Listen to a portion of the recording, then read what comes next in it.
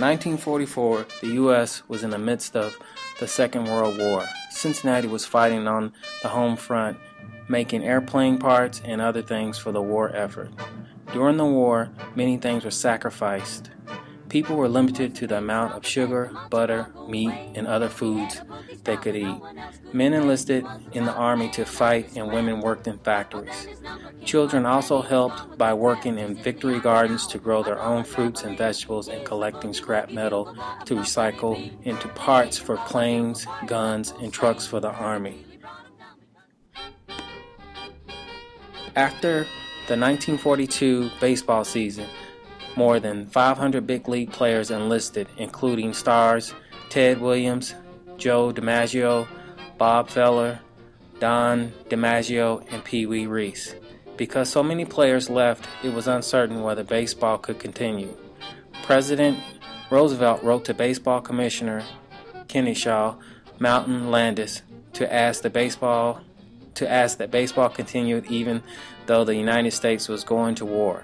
He said, "I honestly feel it would be best for the country to keep baseball going. There will be few people unemployed and everybody will work longer hours and harder than ever before. And that means they ought to have a chance for recreation and for taking their mind off the work even more than before." So, the major leagues had to make do with whoever was available, and a 15-year-old named Joe Nuxhall from Cincinnati was just one of many new players who normally wouldn't have come close to a shot at the big leagues.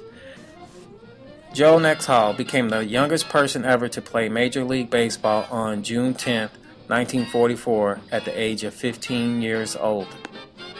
On June 10th, the Reds faced off against baseball's toughest lineup, the St. Louis Cardinals.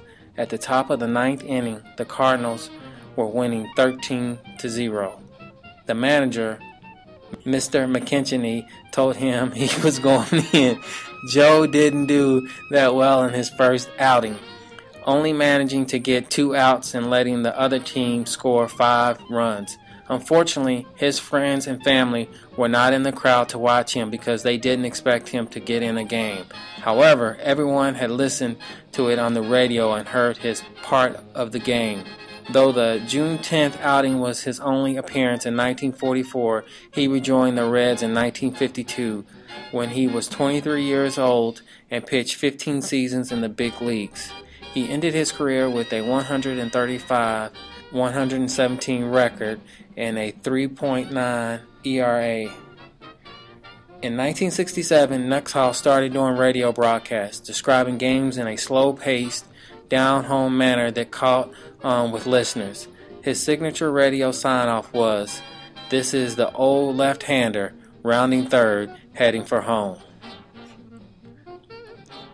Nuxhall retired as a full-time radio broadcaster after the 2004 season, the 60th anniversary of his historic pitching debut. Since then, he was heavily involved in charity work, especially his scholarship and character education programs. Nuxhall died on November 15, 2007. It's been great, and so for the last time, this is the old left-hander, rounding third and heading for home. Good afternoon, everyone.